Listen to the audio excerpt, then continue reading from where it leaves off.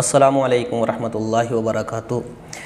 اتوار کی رات 15 شعبان ہے، یعنی جسے ہم شب برات کی رات بولتے ہیں۔ تو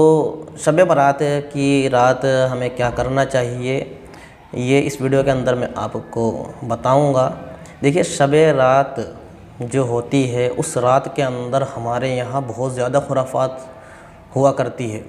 اور بہت زیادہ بدعات ہوا کرتی ہے، اور اس رات کو ایک تہوار کی طرح مناتے ہیں۔ میں آپ کو بتانا چاہتا ہوں کہ شب برات ایک مبارک رات ہے، عید بقرہ عید کی طرح کوئی تہوار نہیں، اور نہ ہی کوئی جشن ہے، نہ ہی کوئی محفل ہے کہ باقاعدہ اس کی پہلے سے ہی تیاری کی جاتی ہے، نئے نئے کپڑے بنائے جاتے ہیں، اور اسی طرح سے حلوہ وغیرہ پکا کر اور تقسیم کیا جاتا ہے۔ بہت ساری چیزیں ہیں جو ہمارے اندر داخل ہو چکی ہیں۔ شب رات جو ہے ایک مبارک رات ہے، عبادت کی رات ہے۔ اس رات کے اندر ہمیں صرف 3 کام کرنے ہیں جو اللہ کے نبی سے ثابت ہیں۔ نمبر 1، عبادت کرنی ہے جتنی ہو سکے، یعنی آپ کی خوش دلی سے جتنا آپ سے ممکن ہو سکے آپ 4 رکعت نفل نماز پڑھیں، یا اسی طرح سے قرآن کی تلاوت کریں، یا اسی طرح سے جو آپ کا دل چاہے ذکر و اذکار کریں اس رات کے اندر، تو آپ کر سکتے ہیں۔ ایک بات یہ ہو گئی، اور دوسری بات یہ ہے کہ آپ قبرستان تشریف لے جائیں، کیونکہ اللہ کے نبی بھی قبرستان تشریف لے جاتے نہیں تھے، بلکہ زندگی کے اندر صرف ایک ہی مرتبہ قبرستان جانا ثابت ہے اللہ کے نبی سے، وہ بھی چپکے سے۔ اور ہمارے یہاں یہ ہوتا ہے کہ ہر سال جب بھی شب رات آتی ہے تو ہر سال قبرستان جاتے ہیں، اور اسی طرح سے اکیلے نہیں جاتے ہیں، بلکہ ایک بھیڑ اکٹھی کر کے ایک ٹولی بنا کر ٹولی بنا کر ہم قبرستان جاتے ہیں، اور پھر وہاں جا کر بکواس کرتے ہیں، اسی طرح سے ہنسی مذاق کرتے ہیں۔ تو جو قبرستان جانے کی سنت تھی، جو وہاں جا کر ہمارے دل کے اندر موت کی یاد تازہ ہونی چاہیے تھی، جو مقصد قبرستان جانے کا تھا، وہ ہمارے دل سے ختم ہو جاتا ہے۔ تو زندگی کے اندر اگر آپ ایک مرتبہ قبرستان چلے گئے شب رات کی رات کو تو سنت ادا ہو گئی۔ صرف ایک ہی مرتبہ اللہ کے نبی قبرستان گئے تھے شب رات کی رات کو، اور اگلے دن روزہ رکھنا ہے، یعنی اس رات شہری کھانی ہے اور اگلے دن روزہ رکھنا ہے۔ تو یہ 3 کام کرنے کے ہیں، باقی جتنے بھی کام ہیں ہمارے یہاں جو ہوتے ہیں وہ ساری خرافات ہیں اور بدعات ہیں، جس کی کوئی اصل نہیں ہے۔ تو یہ ہمیں 3 کام کرنے ہیں، اس کے علاوہ اب ہمیں کوئی بھی کام نہیں کرنا چاہیے۔ ایک بات تو یہ کام جو ہے بہت ہی آسانی سے مرد اور کچھ عورتیں اس رات کے اندر کر سکتی ہیں، مگر کچھ عورتیں ایسی ہیں جو بیچاری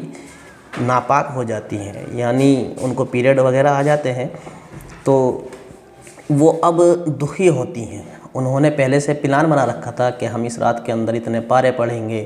اتنے نفل نمازیں پڑھیں گے، اور یہ ذکر کریں گے، یہ ذکر کریں گے، اتنی تسبیح درود شریف کی پڑھیں گے۔ تو یہ جو ہے پورا پلان بنا رکھا تھا، لیکن اتفاق ایسا ہوتا ہے کہ عادت کے مطابق ان کو جو ہے ماہواری آ جاتی ہے، حیض وغیرہ آ جاتا ہے، تو عورتیں ناپاک ہو جاتی ہیں، تو اب وہ دکھی ہوتی ہیں اور بہت ہی مایوس ہوتی ہیں۔ تو میں کہنا چاہتا ہوں ان ماں اور بہنوں سے، بتانا چاہتا ہوں کہ آپ کو دکھی اور مایوسی ہونے کی ضرورت آپ کو نہیں ہے۔ کیوں؟ اس لیے کہ جو نیت آپ نے اس مبارک رات کے اندر کر رکھی تھی کہ ہم اتنے قرآن کے پارے پڑھیں گے، اتنی تلاوت کریں گے، اتنی رکعت نفل نماز پڑھیں گے، قضاء عمری پڑھیں گے، تو جو آپ نے نیت کر رکھی تھی اور کسی مجبوری کی وجہ سے، یعنی پیریڈ کی وجہ سے جو آپ وہ عبادت نہیں کر سکتی اب،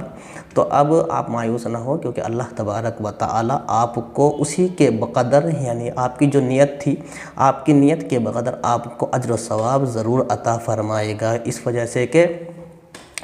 حدیث کے اندر آتا ہے کہ جب کوئی شخص تہجد کی نماز کے لیے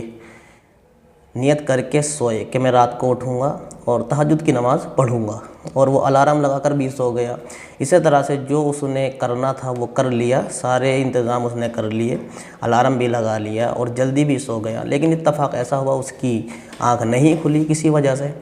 تو اب وہ تہجد پڑھنے سے محروم ہو گیا، تو اللہ تبارک و تعالی اس کی نیت کے مطابق اس کو تہجد کی نماز کا ثواب عطا فرماتے ہیں۔ تو ٹھیک اسی طرح سے آپ کو بھی